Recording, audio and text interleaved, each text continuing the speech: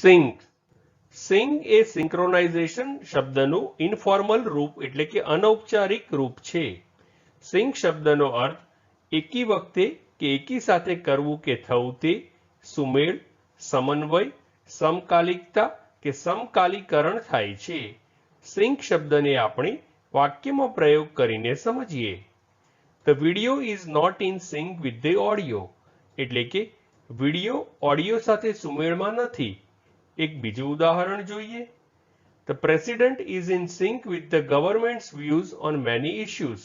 એટલે કે રાષ્ટ્રપતિ અનેક મુદ્દાઓ પર સરકારના મંતવ્યો સાથે સમન્વય ધરાવે છે.